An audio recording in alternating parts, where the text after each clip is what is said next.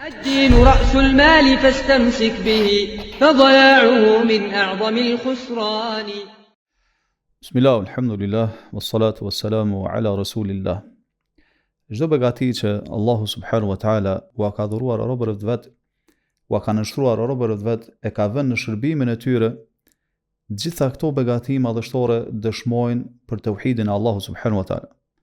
Janë të tilla që na bëjnë që ne me i besu Allahu subhanahu wa taala dhe të dërguarve të tij alayhimus salatu wassalam, janë të tilla që na bëjnë që ne ti pohojmë si të vërteta dispozitat e Allahu subhanahu wa taala, ti pranojmë ato, ti zbatojmë ato. Dhe janë tilla që neve na bën që ne ta falenderojmë Allahun subhanahu wa taala, të jemi mirënjohës ndaj tij dhe të kthehemi me pendim drejt tij. Për të arsye Allahu subhanahu wa taala në surën Ar-Rahman e përsërit një ajet në shumë vende dhe thot: "Fa bi ayyi ala'i rabbikuma tukadhiban." Andaj cilën të mirë të Zotit tuaj ju o njerëz dhe gjin po e mohoni. Transmeton Tirmidhiu në një hadith të saktë nga Jabir ibn Abdullah radhiyallahu an, thot se pejgamberi sallallahu alaihi wasallam një ditë prej ditësh doli para shokëve të tij dhe u lexoi surën Ar-Rahman prej fillimit deri në fund. Dhe ata heshtën duke dëgjuar. Pastaj u tha pejgamberi sallallahu alaihi wasallam: "Laqad qara'tuha 'ala al-jinni laylat al-jinn." Dhe unë lexova këtë surë gjinve, pra natë që quhen si nata e gjinve, kur pejgamberi sallallahu alaihi wasallam i thiri drejt Allahu subhanahu wa taala. Pastaj tha: "Fakanu ahsana mardudan minkum." Dhe ata dhan përgjigje më të mirë se sa ju.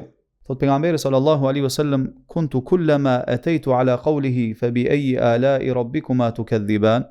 Sa herë që e lexoja fjalën e Allahut, e cilën të mirë begatitë e Zotit tuaj ju po e mohoni, qalu, ata gjinët thoshin: "La bi shay'in min ni'amika rabbina nukadhibu falakal hamd."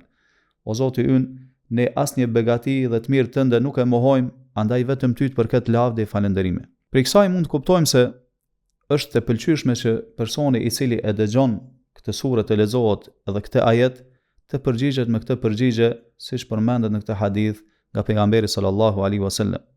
Ashtu siç vepron pra gjinët dhe u amiratoi këtë përgjigje vet pejgamberi sallallahu alaihi wasallam dhe në një farë mënyrë i qortoi sahabët radhiyallahu anhum për heshtjen përballë këtyre ajeteve. Në surën Ar-Rahman, ky ajet "Fa bi ayyi ala'i rabbikuma tukadhiban", e cilën të mirë begatitë e Zotit tuaj ju po e mohoni, është përsëritur 31 herë. E gjithë kjo për të na vetëdijsuar karshi begative të Allahu subhanahu wa taala, për të na i përkujtuar vazhdimisht begatitë e Allahu subhanahu wa taala, në mënyrë që ne të jemi mirënjohës ndaj Allahu subhanahu wa taala dhe ta falenderojmë atë me zemrat tona, me gjuhët tona, me gjymtyrët tona. Ky ajet u përsërit 8 herë, më njëherë pas ajeteve ku Allahu subhanahu wa taala i numroi mrekullitë në krijimin e tij, pra krijimin e tij të mrekullueshëm e të mahnitshëm. Pastaj Allahu subhanahu wa taala e përmendi 7 herë këtë ajet, pasi që e përmendi zjarrin e xhehenamit dhe dënimet në të. Pra aq sa është edhe numri i dyrëve të zjarrit të xhehenamit. Pastaj Allahu subhanahu wa taala e përmendi 8 herë këtë ajet kur i përshkroi 2 xhenetet dhe banorët e tyre dhe kënaqësitë që janë në të. Pra 8 aq sa është numri i dyrëve të xhenetit. Pastaj Allahu subhanahu wa taala e përmendi këtë ajet 8 herë në mesin e ajeteve që i përshkruajnë 2 xhenete tjera, të cilat janë nën xhenetet paraprake që përmenden këtë sure. Disa dietar dhe Allahu e di më së miri kanë përmendur se kush i beson atë që përmendet në këto 8 ajetet e para dhe vepron sipas asaj që ato e kërkojnë, atëherë e meriton shpërblimin e Allahu subhanahu wa taala që përmendet në 16 ajete të tjera ku përmendet kjo fjalë Allahu subhanahu wa taala "Fa bi ayyi ala'i rabbikuma tukadhiban", dhe njëkohësisht Allahu subhanahu wa taala e ruan nga 7 ajetet paraprake ku përmendet zjarri i xhehenamit. Allahu di më së miri, sallallahu alaihi wasallam ala nabina Muhammad wa ala alihi wa ashabihi ajma'in.